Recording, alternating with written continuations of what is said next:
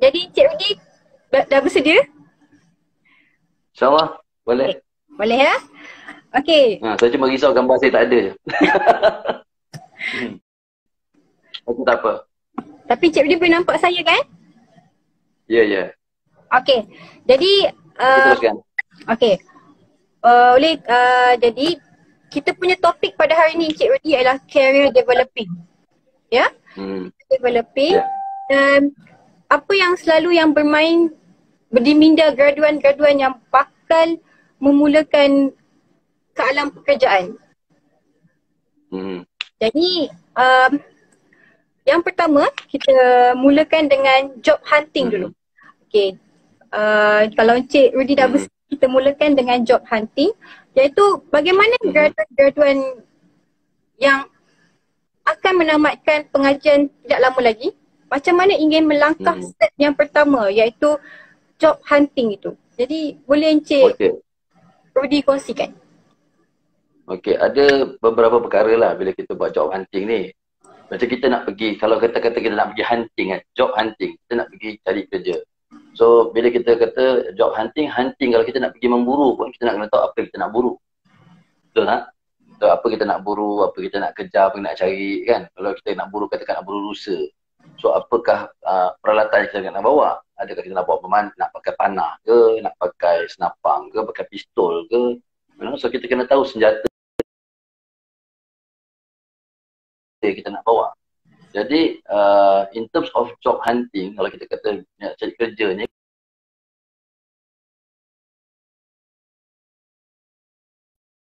sebelum kita cari kerja dengan kelayakannya ke,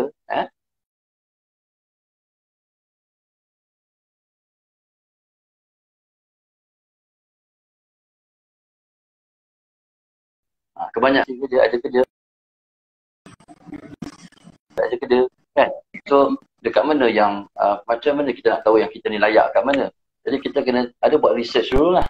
So my first area ada research. Ya, ada first area lah research, second area actually you punya preparation adalah resume. Okay, and then you punya filing. Ni tiga perkara yang kena buat. So pertama ialah research, resume and you punya filing. Okay. Tiga perkara yang asas yang perlu ada untuk sebelum you nak step out. Sebelum you nak keluar pergi jumpa siapa-siapa atau nak hantar you punya portfolio ke mana-mana. So tiga perkara ni yang asas. Jadi dalam tiga perkara ni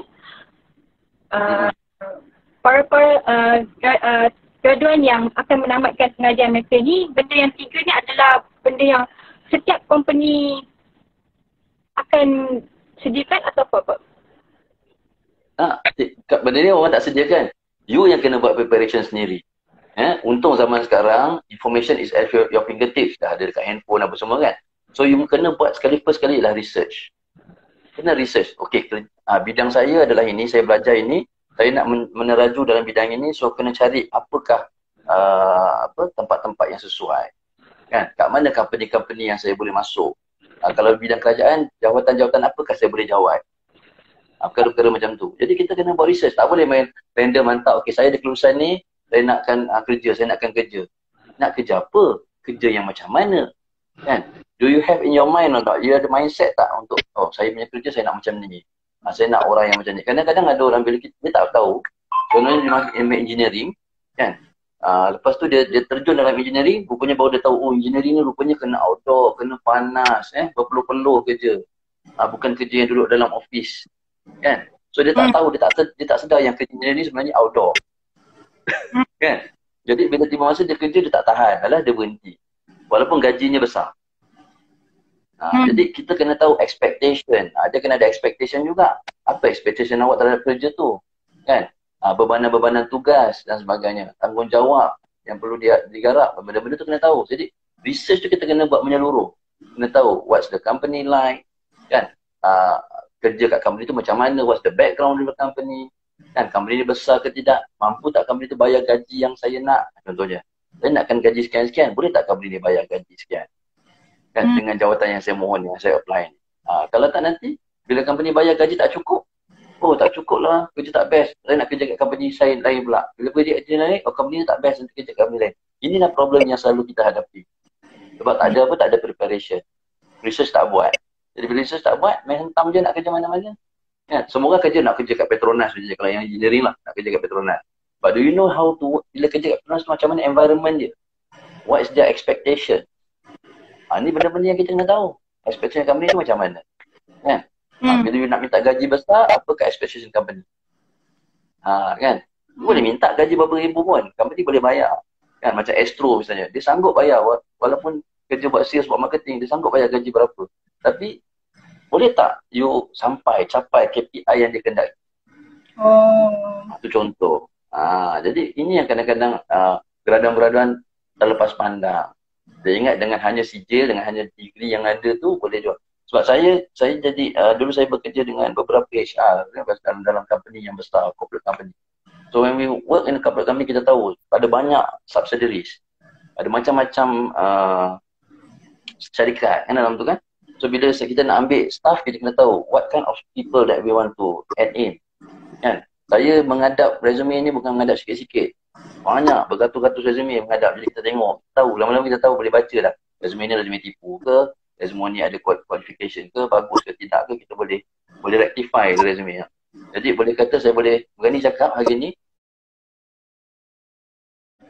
Kan? Kenapa tak macam orang yang sebenarnya? So kadang-kadang resume, okay, kalau kita cakap pasal resume pula dari segi personality wise, kadang-kadang saya tengok kan ada yang ambil gambar pasport. Kan? Terlalu skema sangat. So kalau macam kadang-kadang ada yang macam pakai apa ni?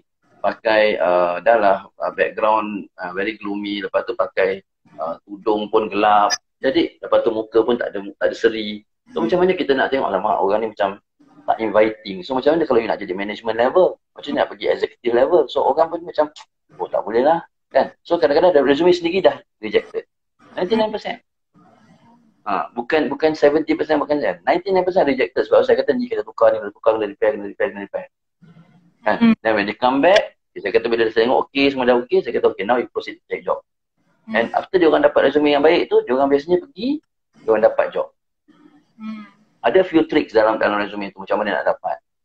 Jadi sebab tu kadang-kadang saya kata if you all macam student kan, bawa resume, tunjuk kat saya akan provide the apa detail lah. Tapi you bantah dulu resume yang ada. Saya tengok dulu apa yang perlu ubah. Kebanyakan memang kena ubah.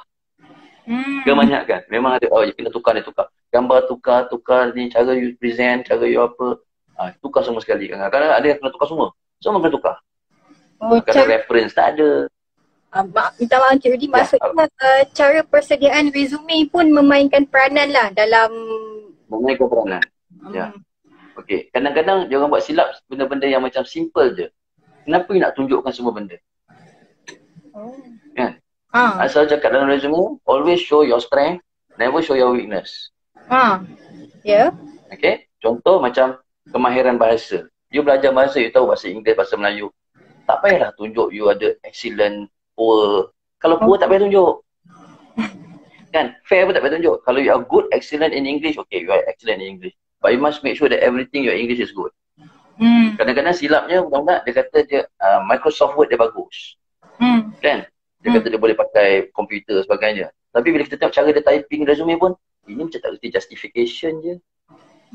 Macam mana dia justification pun lari-lari kan? Typing pun ada typing error. Sometimes nak hantar resume ada typing error. You hantar resume pun dia boleh tunjuk typing error. You ada degree tau. Typing error you cannot. Jadi kalau typing error dia kena pastikan that you dah pasti that your job is good baru you boleh proceed. Dia punya resume tu bagus baru you hantar. Bukan you hantar dalam keadaan oh ada typing error, sorry lah saya ada typing error. Macam mana? Ada typing error you, dalam kerja you tak boleh ada typing error. Kan? Kalau typing error tengoklah nanti you punya manager mesti berang ni, mesti marah ni kan.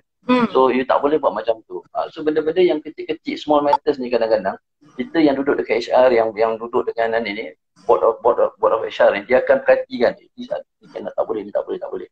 Memang reject. Sebab tu saya kata dalam banyak-banyak benda yang saya tengok kadang-kadang bila tengok resume orang ni kadang-kadang saya reject. Tak boleh buang. Yang letak tepi tak apa, yang masuk shredding machine kan, terus pergi atas shredding machine, jadi mi. pun berlaku. Jadi sebab tu kita tahu tak boleh pakai. Sebab kita tahu ni kadang-kadang dia copy. Sebab dia datang daripada universiti sama. Contohnya semua daripada Kuiz ni datang, semua hantar kat saya tengok, ni kopi ni tak ada kopi siapa ni, kopi siapa. Siapa kopi siapa ni? Boleh baca tau. Kita orang boleh baca sebab bila tengok banyak-banyak kita tahu ni kopi. Sebab semua datang daripada